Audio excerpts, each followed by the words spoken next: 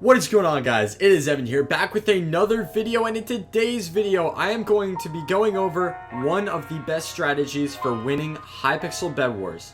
Now this is episode 1 of a short series I'm going to be doing where I basically detail the best ways to win Bed Wars. Now obviously some strategies may not work for some people and some strategies may work very well for some people. So keep in mind, if this doesn't work for you, there's always another way. So the strategy we're going to be going over today is the rush strategy. First of all, we have to look at some of the requirements for this strategy. Now if you are not able to meet any of these requirements, you may not want to choose this strategy. Now first of all, you must have above average PvP skills.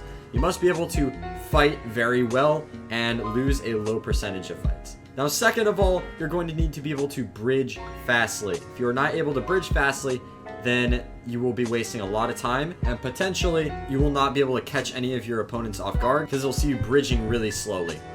And last of all, you need to be able to make quick decisions. Obviously, missed opportunities kill in this strategy. So every single decision that you make is very important. Okay, now getting into the actual strategy itself, the goals of this strategy from the start of the game till the end.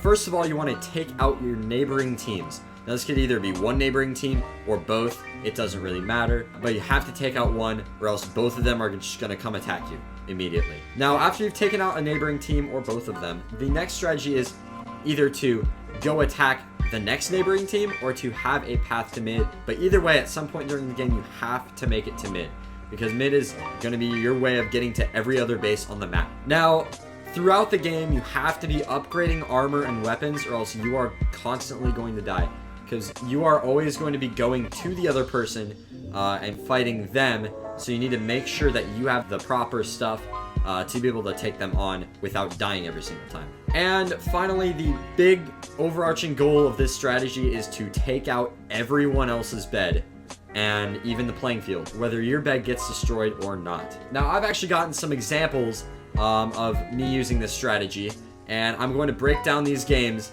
and explain to you why I did certain things and how you could replicate this strategy.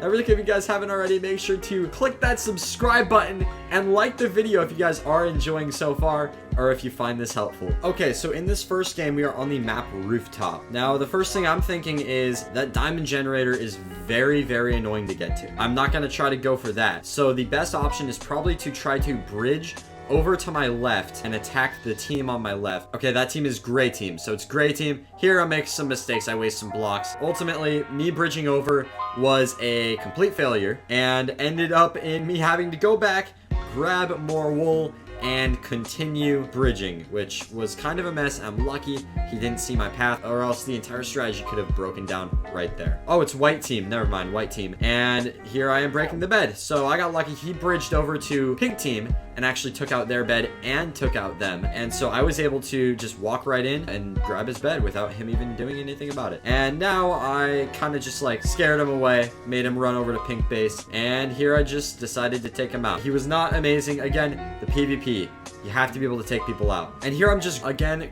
upgrading armor, upgrading weapons, grabbing a pickaxe and an axe. So that way I can go in and actually destroy beds that are a little bit harder than just wool. And there you see I grabbed the TNT as well, just to make sure that if there is something that I have to break through, it's a lot easier because I can just place down the TNT. And here we go. I am building to mid right now. Again, this is so that I have access to all of the other bases around the map. Because mid is the middle of the map, it is a great way of just being able to get to pretty much every single base from one center point. And I was lucky, actually. Nobody had gone to mid. So my thinking here is that I see red's base over there with just wool. Red is over at gray base. So I'm going to bridge over, destroy red's bed, and buy myself some diamond armor with emeralds I just got from mid. Red just eliminated gray team, so I'm able to just walk right into his base again because he's over at gray so that I could just destroy the bed. And then I walk right in, grab my diamond armor, and there, as you guys see,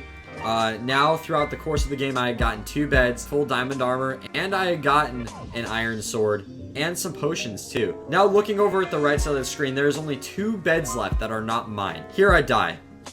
We're not going to talk about that though. So that was a devastating death because I lost my sword and I lost all of my potions. And since I don't have any forge upgrades, I'm only able to get blocks and a sword. Now here, I just try to scare red with a bunch of random blocks. Now, here I am. I'm heading back over to middle.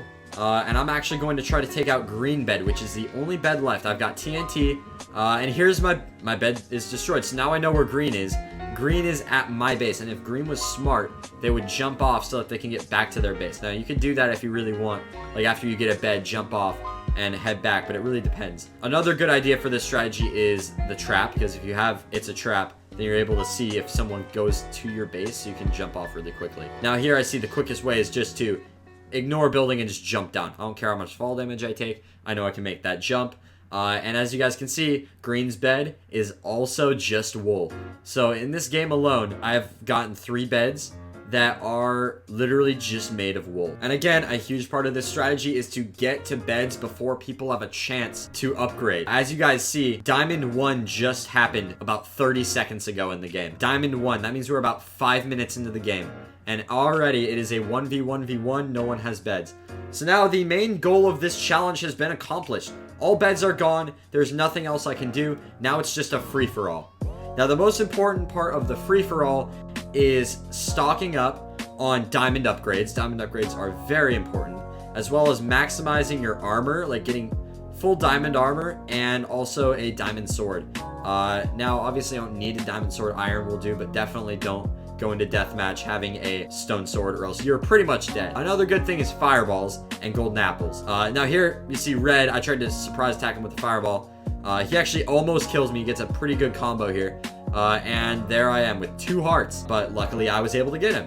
Again, if you're not able to PvP very well, this strategy will not work for you because you have to be able to survive in this deathmatch, or else obviously you're going to lose. So now my main strategy is to continue stocking up on stuff while finding out where green is. And now here you actually see, if you guys caught that out of the corner of my screen, green is building and is just standing on the bridge. I buy tracker shop, I didn't see that. So then I see 25 meters away. I'm like, okay, I was gonna go buy more stuff, but I'm like, that's way too close. He's gonna try to fireball me off. So there you see, I hit him with the fireball and he starts running back towards the base. So I see that as an opportunity to run over to pink base and grab myself some quick upgrades. Now, luckily, he didn't hit me with any of those bow shots or I pretty much would have been dead. Now, the main thing I wanted here was sharpened swords because I was able to grab those diamonds over there. And also an ender pearl so that I could go ender pearl over without having to worry about getting knocked off the map. Again, can't afford to risk dying in this with this strategy, especially in deathmatch. So now I see he's running back. I know he has a bow, so I switch my ender pearl just in case. And he ends up getting completely destroyed. So that's how I won that game. And then I start glitching out, that's interesting. But that's how I won that game. Again, it was just simply ignoring my bed defense. I was only at my base when I died, and at the very start of the game, I never came back at any point for any reason afterward. I've got another example where instead of bridging to the neighboring base, I actually bridged to the diamond generator and attack from there. Now, the difference between bridging directly to your opponent and bridging to the diamond generator is that you actually can get diamond upgrades, which again are very important and you can get them early. But one thing it does compromise is the element of surprise.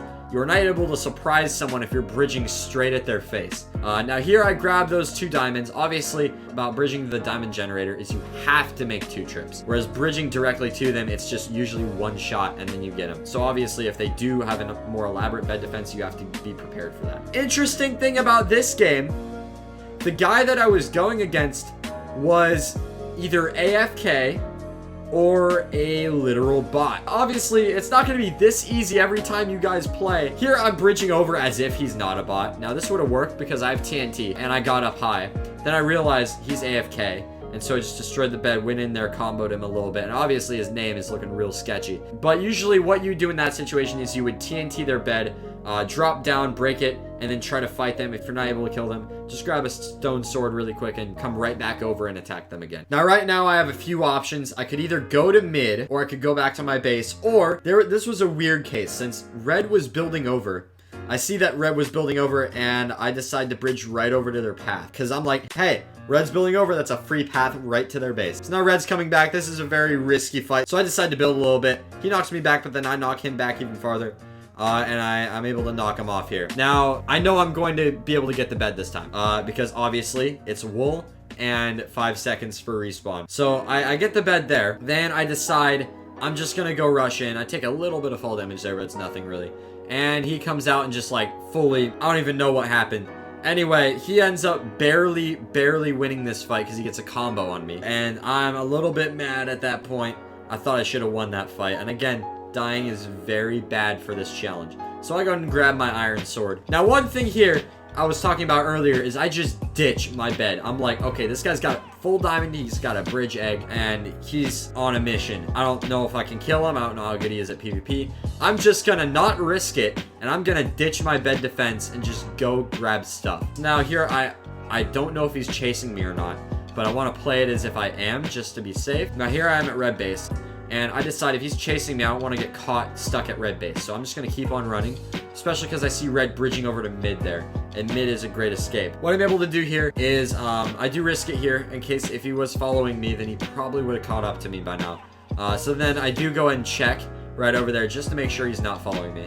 And I do peek on red right over there just to make sure he doesn't see me coming to mid either. So I'm just able to go ahead and go right over to mid. Now green does show up, and I make sure to make an escape path just in case. I start fighting red. I almost kill them, and then green comes out of nowhere, and so I have to run on over here. And remember, if I die, it's pretty much game over. So then I turn around, and white appears out of nowhere, so I just have to fight for my life here. Again, PvP. You have to be good at PvP. I end up getting almost dying, but I got a nice combo right there in the middle of the fight. And then I see green is chasing red over to white base, I believe. And so I see a prime opportunity to go get green's bed, because green is chasing red across the map. If they don't die, which they end up having a fight over there, red ends up dying, and white ends up getting their bed destroyed and dying. So now it's a 1v1. I just got green's bed, and it's a 1v1 with no beds left. Now, obviously, the goal has been reached at this point of destroying all of the beds. And now we're back to deathmatch. Now here I'm just trying to stock up on everything I can. Speed and jump potions are very, very useful because you're able to avoid getting hit by jumping in the air and get amazing, massive combos by using speed. So now I have Prot 2 and Sharpness on my sword and potions. So I feel pretty confident right now that I can win. Obviously, I haven't fought green yet, so I have no idea how good they are at fighting. But right here, I'm just running around mid. I'm going to continue preparing until I realize that green is also at mid. And then we just start. I see that he has speed and jump as well. So again, it's just aim at this point. At this point, it's just PvP skills. Who's the better fighter? And it turns out that I was the better fighter. I was able to get some combos while he tried to turn around in the air, and then I ended up getting the win. So that's how I won that game. That was a really fun. Both of these games were really fun. Now the rush strategy, obviously these games take like 5 or 6 minutes. Like if you see diamond upgrades happen like a minute before that. So this game was like 7 minutes long, which means that you're able to get a lot of wins really quickly with this strategy without dragging out the length of the game. Now this strategy is very effective. But again, remember, this is not a guaranteed win. You do not win every single time with this strategy. Using this strategy, I ended up winning about 2 out of 4 games, which is about a 50% win rate, which is very, very solid win rate. Now, obviously, it is not the only way. That is why I've got 2 more strategies in my back pocket ready to share with you guys. If you guys would like to see those, make sure to drop a like, drop a comment down below. I'd love to see your guys' feedback on this video. It's a different style. I haven't made a video like this before, so make sure to let me know what you think down below in the comment section. I hope you guys did enjoy. Have an amazing rest of your guys' day, and I will see you guys in tomorrow's stream. Goodbye.